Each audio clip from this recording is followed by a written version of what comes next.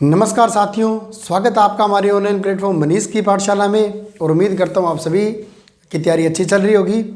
साथियों, अपने रीट के लिए अभी शॉर्ट रिवीजन चल रहा था, जिसमें अपने ट्रिक से जो पॉलिटिकल साइंस है उसको पढ़ रहे थे। और आज आपका जो अपना टॉपिक है वह है मूल अधिकार। एक क्वेश्चन यहाँ से अवश्य आता है, इसलिए इसको साथ के साथ आज याद करते हुए चलेंगे। तो बात करते हैं मूल अधिकार।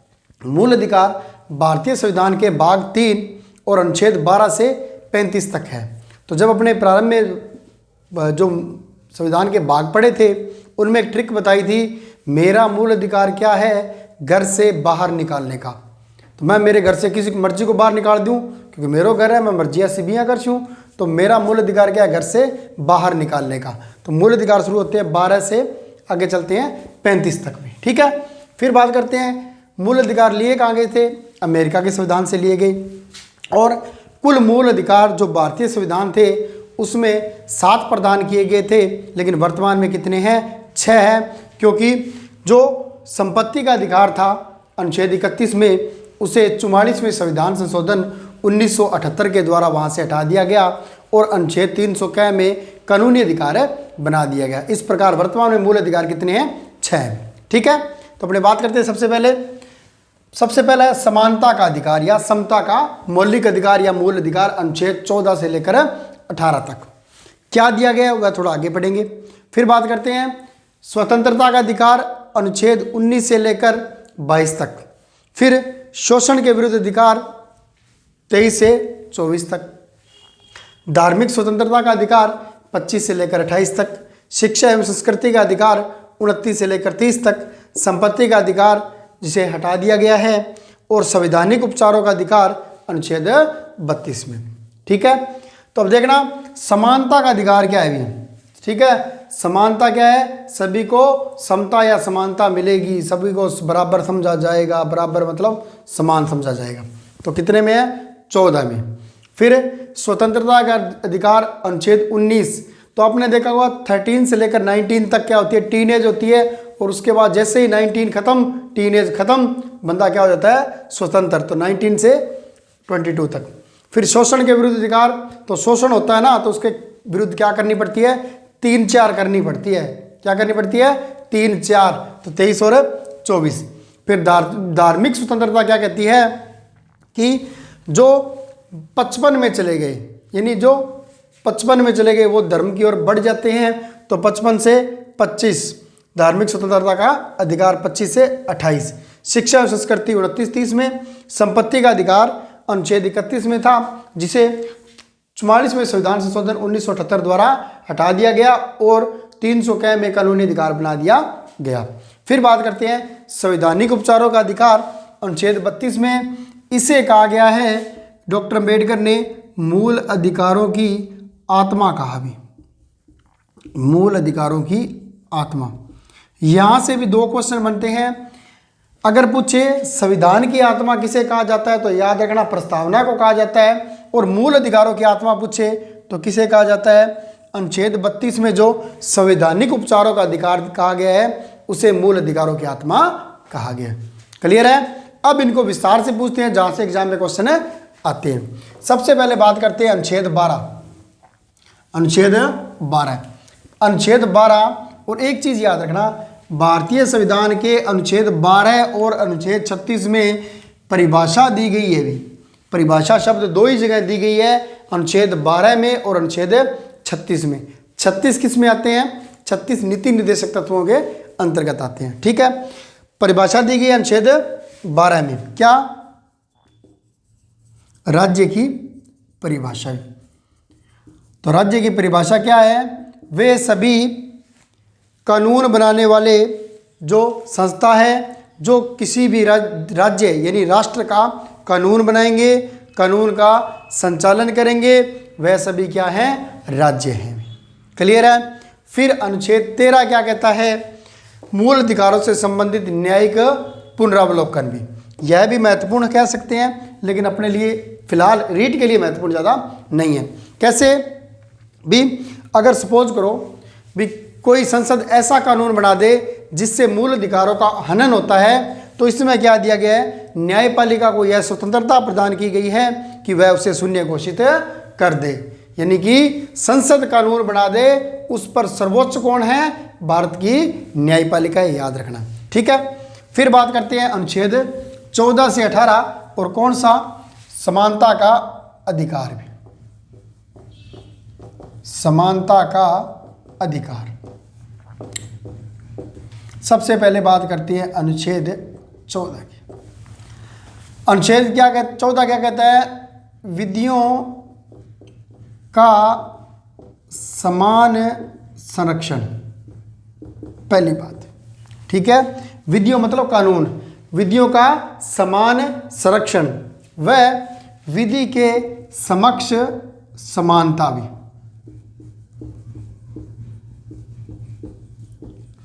विधियों का समान संरक्षण यह अमेरिका से लिया गया है और यह ब्रिटेन से लिया गया भी। एक बात तो ये याद रखना, यहाँ से सीधा प्रश्न आएगा तो यही आएगा। विधियों से समक्ष समानता का मतलब क्या है, या समान संरक्षण का मतलब क्या है? समान संरक्षण का मतलब व्यक्ति विशेष को संरक्षण नहीं, मतलब समान अपराध के लिए समान दंड। ठीक है, व्यवहारिकता अलग है, वो छोड़ दो, लेकिन कानून क्या कहता है? अगर वो किसी सामान्य नागरिक का व्यक्ति है या भारत के किसी गणमान्य नागरिक का व्यक्ति है, अगर उसने समान अपराध किया तो उसको समान दंड दिया जाएगा। ठीक है, कहती है विधियों का समान संरक्षण। फिर क्या कहते हैं? विधि के समक्ष समानता, यानी राज्य कानून निर्माण करते समय किसी भी प्रकार का भेदभाव नहीं करेगा, सभी को कानून क्या होगा? समान माना जाएगा। ठीक है, फिर अनुच्छेद 15, यह अपने लिए मोस्ट इंपॉर्टेंट है। अनुच्छेद 15 क्या कहता है? कि कोई भी राज्य धर्म, जाति, मूल, वंश, क्षेत्र, भाषा आदि के आधार पर भेदभाव नहीं है, आधार पर भेदभाव नहीं भी। तो धर्म, जाति, मूल, वंश, क्षेत्र, जाति, लिंग, ठीक है, इन सभी के आधार पर किसी प्रकार का भेदभाव नहीं किया जाएगा अनुच्छेद 15 में। ठीक है, फिर अनुच्छेद 16 भी। अनुच्छेद 16 क्या करता है? अवसरों की समानता, अवसरों की समानता, यानी सभी को, जो राज्य है जितने भी अवसर प्रदान करेगी सभी को समान अवसर प्रदान करेगी। परंतु इसके अंदर एक अपवाद है और वो क्या है? 16(4), और अपवाद क्या है? आरक्षण भी। ठीक है, कानून तो कहता है सभी को अवसरों की समानता मिलेगी, लेकिन जब सरकार को लगे भी किसी क्षेत्र विशेष में, किसी राज्य विशेष में, या किसी जाति विशेष में या स्थान विशेष में किसी व्यक्तियों को बराबर लाभ नहीं मिल रहा है, तो उनके लिए अलग से आरक्षण की व्यवस्था की जा सकती है, 16(4) में भी और 15(4) में भी। ठीक है, तो अवसरों की समानता अनुच्छेद 16 में भी। ठीक है, फिर मोस्ट इंपॉर्टेंट अगला अनुच्छेद 17 भी, अस्पृश्यता का अंत भी, या इसे कह दे छूत का अंत भी। ठीक है, राज्य में किसी भी प्रकार की अस्पृश्यता, छुआछूत जैसा कार्य नहीं किया जा सकता। वास्तविकता और वैधानिकता में थोड़ा डिफरेंस है, लेकिन भारत का संविधान कहता है ये मूल अधिकार है, किसी के साथ जाति, मूल, धर्म विशेष के आधार पर उसके साथ छुआछूत नहीं किया जा सकता है। तो छुआछूत का क्या करता है? अंत। कौन सा? अनुच्छेद 15। ठीक है, फिर अनुच्छेद 18 भी, ये क्या कहता है? उपाधियों का अंत भी, उपाधियों का अंत। तो याद रखना, राज्य शिक्षा व सेना को छोड़कर अन्य कहीं भी किसी प्रकार की उपाधि प्रदान नहीं कर सकती। याद रखना, कौन कहता है? अनुच्छेद 18 कहता है। यह भी इंपॉर्टेंट है। क्या? जैसे शिक्षा में आती है ना, डॉक्टरेट, पीएचडी कर ली, ठीक है, वो वैलिड होगी, या सैनिकों में दे दिया, कर्नल, लेफ्टिनेंट, मार्शल जो भी है वो दे दी। इसके अलावा किसी भी स्थान पर कोई भी राज्य किसी को उपाधि प्रदान नहीं करेगा। जैसे अपने बात करें, भारत रत्न है, पद्मश्री, पद्म भूषण, पद्म विभूषण, इनका भारत के संविधान में कहीं उल्लेख नहीं है अभी, ठीक है ना। भारत के संविधान में सिर्फ उपाधियां कहाँ दी जा सकती है, शिक्षा के क्षेत्र में और सेना के क्षेत्र में, इसके अलावा कहीं भी उपाधि नहीं दी जा सकती। सभी प्रकार की उपाधियों का अंत है। जैसे पहले राजा महाराजा आदि उपाधि धारण करते थे, सभी को समाप्त कर दिया गया, ठीक है। ये था समानता का अधिकार। कितने प्रकार की समानता जी, 1 2 3 4 5 प्रकार की समानता। विधियों का समान संरक्षण, धर्म जाति याद रखना इंपॉर्टेंट है। 15 में धर्म जाति मूल वंश क्षेत्र की भेदभाव नहीं। 16 में अवसरों की समानता। 17 में अस्पृश्यता का अंत, छुआछूत समाप्त 17 में, ठीक है। 17 अब नहीं खतरा, याद रखना 17 अब नहीं खतरा, तो अस्पृश्यता का अंत। अनुच्छेद 18 में उपाधियों का अंत भी। फिर बात करते हैं अनुच्छेद 19 से लेकर 22 तक स्वतंत्रता का मौलिक अधिकार, ठीक है। भारतीय संविधान में भारतीय नागरिकों को स्वतंत्रता का मौलिक अधिकार दिया गया है और वर्तमान पहले कितनी की थी, 7 प्रकार की स्वतंत्रताएं थी, ठीक है पहले, और वर्तमान में कितनी है, वर्तमान में 6 प्रकार की स्वतंत्रताएं प्रदान की गई है, ठीक है। अब कौन कौन सी है याद नहीं रखना अपने को तो इतना याद रखना, अनुच्छेद 19 क्या कहता है, स्वतंत्रता का अधिकार भी और इसके तहत कितने प्रकार की, 6 प्रकार की, तो स्वतंत्रता का अधिकार, और इसमें कितनी दी गई है अभी, पहले 7 थी, वर्तमान में कितनी है, 6। इतना याद रख लेना, अपने को शॉर्ट में रिवीजन करना है। कौन कौन सी थी, विचार एवं व्यक्ति की स्वतंत्रता, भारत का नागरिक जो मर्जी है अपने विचार रख सकता है लेकिन उसमें हिंसक भावना नहीं होनी चाहिए। शांतिपूर्ण कहीं भी सम्मेलन कर सकता है, कहीं भी शांतिपूर्ण संघ बना सकता है, पूरे भारत में जहाँ चाहे वह भ्रमण कर सकता है, परंतु भारतीय दंड संहिता 144 या 141 से 144 लागू नहीं होनी चाहिए। फिर भारत में कहीं भी निवास की स्वतंत्रता है और इसके अलावा आजीविका की स्वतंत्रता, भारत का निवासी भारत में कहीं भी अपनी आजीविका बनाने के लिए, कमाने के लिए स्वतंत्र है, कहीं मर्जी जा सकता है, ठीक है। फिर बात करते हैं अनुच्छेद 20 में। अनुच्छेद 20 क्या कहता है, अपराधों से संरक्षण भी, अपराधों से संरक्षण याद रहे तो ठीक है, नहीं ये 19 वाला याद रखना, 20वां ठीक है। अपराधों से संरक्षण मतलब एक अपराध के लिए एक ही दंड, दोहरा दंड नहीं भी। एक बार अगर किसी ने अपनी सजा भुगत ली, उसी अपराध के लिए उसे दोबारा दंड नहीं दिया जा सकता है, ठीक है। फिर अनुच्छेद 21 मोस्ट इंपॉर्टेंट में, प्राण एवं दैहिक स्वतंत्रता भी, सभी व्यक्ति को अपना स्वतंत्र जीवन यापन करने की स्वतंत्रता है, अपना देह बचाने की स्वतंत्रता है, परंतु प्राण त्याग की स्वतंत्रता नहीं है। याद रखना भी बहुत बहुत महत्वपूर्ण है।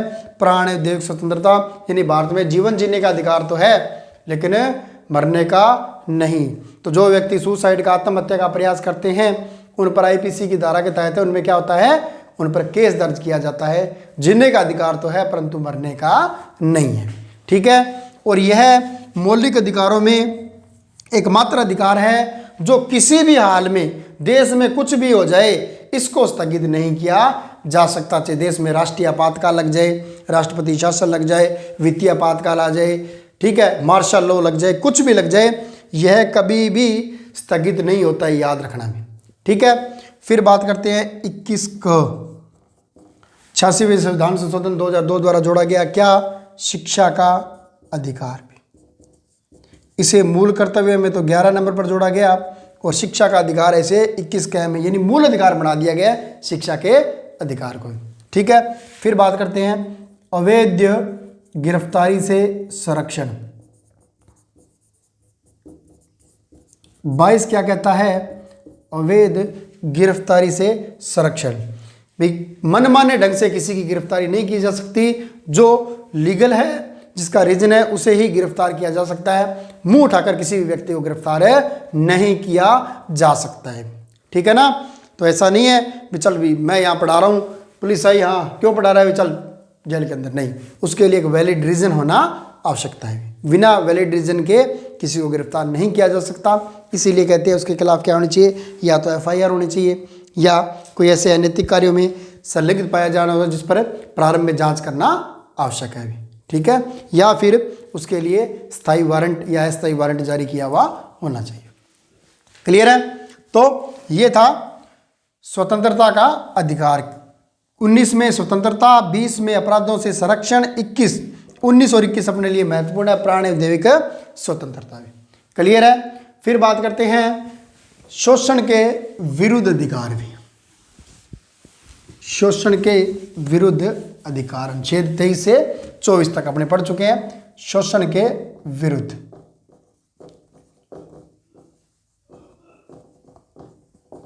23 से 24 तक में, तो याद रखना अनुच्छेद 23 और 24। अनुच्छेद 23 क्या कहता है? बलात् श्रम पर रोक लगाता है। ठीक है, यानी मानव के साथ दुर्व्यवहार, मानव दुर्व्यवहार व बेगार पर रोक, साथ ही बलात् श्रम पर रोक भी। कैसे भी? जो मानव के साथ पुराने समय में दुर्व्यवहार होते थे, गोले रख लेते थे, नौकर रख लेते थे या चाकर रख लेते थे और बेगारी करवाते थे, यानी बिना पैसे दिए उनसे कार्य करवाते थे, उस पर रोक लगाता है कौन सा? अनुच्छेद 23 भी। तो बेगार, मानव दुर्व्यवहार में बेगार पर रोक, इसके अलावा बलपूर्वक किसी से श्रम कार्य नहीं करवाया जा सकता, इस पर रोक लगाता है अनुच्छेद 23 भी। ठीक है, अनुच्छेद 24 क्या कहता है? बाल श्रम पर रोक भी। ठीक है, यह क्या कहता है? 14 वर्ष से कम आयु के जो बालक बालिका हैं उनको कारखानों व जो क्या होते हैं गंभीर श्रेणी के उद्योगों में कार्य नहीं भी। तो अनुच्छेद 24 कहता है यह अपने लिए महत्वपूर्ण है, यह बालकों के यानी बच्चों के श्रम पर रोक लगाता है, लेकिन बाल श्रम के लिए आयु क्या मानी है उन्होंने? 14 वर्ष से कम मानी है। उनको जहां भी खतरनाक कार्य वाले उद्योग है, कारखाने हैं, उन पर उनको श्रम लगाने पर रोक लगाता है। ये कहीं नहीं कहता है भी इसके अलावा कहीं कार्य नहीं करेगा। ठीक है ना? तो कई बार क्या देखते हैं अपने होटलों पर छोटे छोटे बच्चे कार्य कर रहे होते हैं या कोई पिज़्ज़ा हट पर कार्य कर रहे होते हैं, तो अपने क्या कहते हैं यार तू काम क्यों कर रहा है, हम तेरी शिकायत कर देंगे। तो वहाँ क्या कर रहा है? गंभीर, जहाँ जान जाने का खतरा होता है वैसे कार्यों पर रोक लगाता है। कौन सा? अनुच्छेद 24 में। क्लियर है? फिर बात करते हैं अनुच्छेद 25 से लेकर 28 तक कौन सा आता है? अनुच्छेद 25 से लेकर 28 तक धार्मिक स्वतंत्रता का अधिकार। ठीक है ना? 25 से 28 से क्या आएगा? धार्मिक स्वतंत्रता का अधिकार भी। 25 क्या कहेगा? धर्म के अंतःकरण की स्वतंत्रता भी, यानी व्यक्ति क्या कर सकता है? किसी भी धर्म का अंतःकरण कर सकता है, उसका शांतिपूर्वक प्रचार प्रसार कर सकता है, प्रचार प्रसार कर सकता है। तो दो बातें याद रखना, धर्म का अंतःकरण कर सकता है, उसका प्रचार प्रसार कर सकता है, उस पर किसी प्रकार के। ठीक है, फिर बात करते हैं अनुच्छेद जो सिख धर्म के अनुयायी है भी, सिख धर्म के अनुयायी जो कृपाण ध्यान करते हैं, यानी जो कटार रखते हैं, अपने पास तलवार रखते हैं, वो किसके तहत आते हैं? धर्म के अंतःकरण की स्वतंत्रता के अंतर्गत शामिल किया जाता है भी। यह भी अपने लिए एक महत्वपूर्ण है, धर्म के अंतःकरण की स्वतंत्रता अनुच्छेद 25 में। फिर धार्मिक मामलों में प्रबंधन 26 क्या कहता है? धार्मिक मामलों में प्रबंधन की स्वतंत्रता भी, यानी कि जितने भी धर्म से संबंधित वो धार्मिक कार्य कर रहे हैं उनमें अपनी तरफ से क्या कर सकते हैं? उनमें प्रबंधन कर सकते हैं, उन्हें कोई नहीं रोकता है भी। ठीक है, फिर 27 क्या कहता है कि जो धार्मिक मामलों में प्रबंधन है उसमें क्या मिल सकती है, रियायत मिल सकती है, यानी जो कर आरोपण है, कराधान है, कर में उनको क्या मिलती है, छूट मिल सकती है। किसके तहत, अनुच्छेद 27 के तहत भी। अनुच्छेद 28 फिर अपने लिए महत्वपूर्ण है, क्या कहता है, राज्य पोषित, मतलब कोई भी सरकार द्वारा, सरकारी संस्थान या सरकार द्वारा संचालित कोई भी सरकारी संस्थान है, राज्य पोषित संस्थाओं में धार्मिक शिक्षा निषेध भी, में धार्मिक शिक्षा निषेध भी। तो जो धर्म राज्य सरकारी या सरकारी सहायता प्राप्त संस्थान है वहाँ पर किसी भी प्रकार की धर्म की शिक्षा नहीं दी जा सकती भी। क्लियर है, यह भी अपने लिए महत्वपूर्ण है भी। फिर बात करते हैं अनुच्छेद 29 व 30 क्या कहता है, शिक्षा एवं संस्कृति का अधिकार भी। 29 से 30 शिक्षा एवं संस्कृति का अधिकार भी। ठीक है, याद रखना यह केवल अल्पसंख्यकों के लिए है भी, अन्य के लिए नहीं है। ठीक है, तो 29 और 30 किसके लिए है, अल्पसंख्यकों के लिए है भी। अनुच्छेद 29 क्या कहता है, अल्पसंख्यक अपनी भाषा, संस्कृति व रीति रिवाज बनाए रख सकते हैं। ठीक है, अपनी भाषा, संस्कृति, रीति रिवाज, परंपरा आदि का निर्वहन कर सकते हैं, बनाए रख सकते हैं। ठीक है, फिर 30 क्या कहता है, शिक्षा में प्रबंधन भी, शिक्षा में प्रबंधन भी।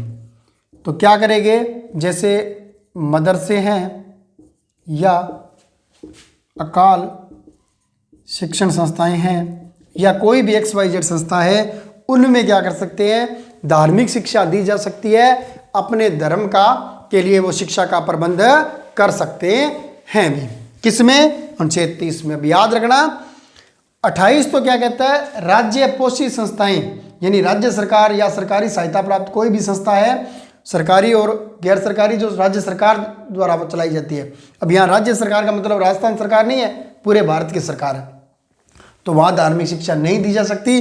लेकिन 30 क्या कहता है कि अल्पसंख्यक अपनी भाषा एवं शिक्षा में बनाए रख सकते हैं, और 30 कहता है उन्हें शिक्षा में प्रबंधन दिया जा सकता है, यानी कि वह अपनी शिक्षा और संस्कृति के लिए अलग से शैक्षणिक संस्थान का प्रबंध कर सकते हैं। क्लियर है, तो फिर देखते हैं अनुच्छेद 31 संवैधानिक उपचारों का अधिकार, जो अपने अभी पढ़ा था, सॉरी अनुच्छेद 30 में क्या पढ़ा, अनुच्छेद 30 संपत्ति का अधिकार में। इसे क्या कर दिया गया है, 44वें संविधान संशोधन 1978 द्वारा हटा दिया गया है। ये पहले बताया था, और कहाँ बना दिया इसको, 300 क में कानूनी अधिकार भी। ये याद रख लेना, ठीक है, क्योंकि देखो अब देखो आप अपनी सरकार जब चाहे या नेशनल हाईवे बना रही है या कुछ भी कर रही है, तो जिस मर्जी आए व्यक्ति से क्या कर सकता है, उसकी संपत्ति ले सकता है, उसको उसका DLC रेट प्रोवाइड करवाकर। जबकि मूल अधिकार था तो सरकार के सामने यह समस्या आ गई, कोई व्यक्ति अपनी ज़मीन दे या न दे, स्थान दे या न दे, तो उन्होंने क्या किया, इसमें संशोधन किया और 300 क में इसको क्या बना दिया, कानूनी अधिकार है बना दिया। फिर अनुच्छेद 31 भी संवैधानिक उपचारों का अधिकार, सबसे महत्वपूर्ण कहा था किसने, डॉक्टर अंबेडकर ने संवैधानिक उपचारों को क्या कहा था, मूल अधिकारों की आत्मा। संविधान की नहीं है, संविधान की आत्मा तो कहा जाता है प्रस्तावना को, मूल अधिकारों की आत्मा कहा गया किसको, संवैधानिक उपचारों का अधिकार भी।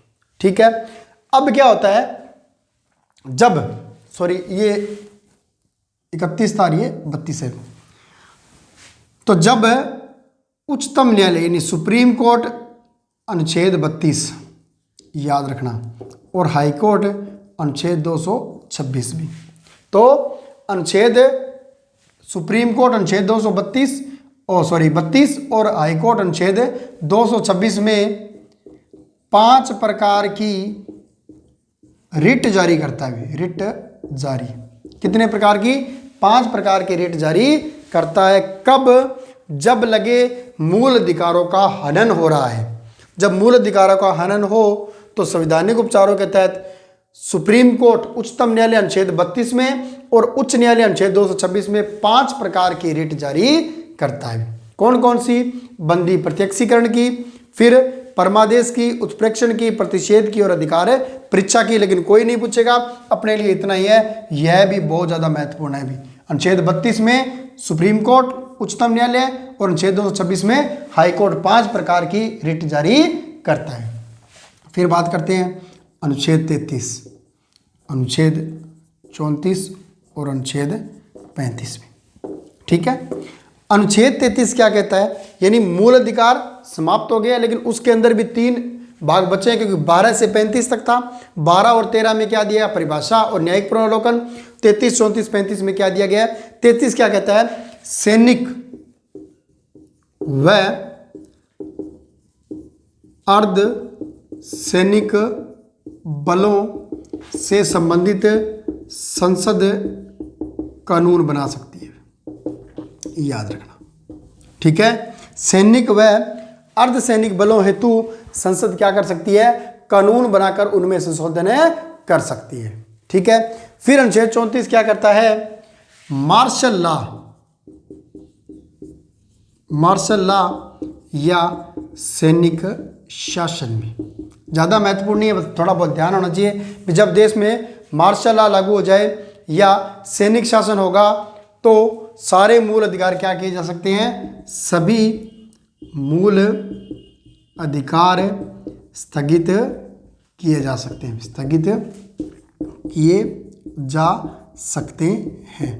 परंतु पहले मैंने क्या कहा था? 21 को छोड़कर, यानी जो मूल अधिकार का अनुच्छेद 21 है, प्राण एवं दैहिक स्वतंत्रता, उसमें कभी भी स्थगन नहीं किया जा सकता है, अन्य सभी में किया जा सकता है। ठीक है।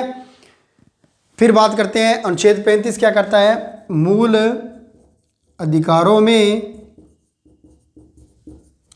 परिवर्तन या संशोधन केवल केंद्र सरकार कर सकती है।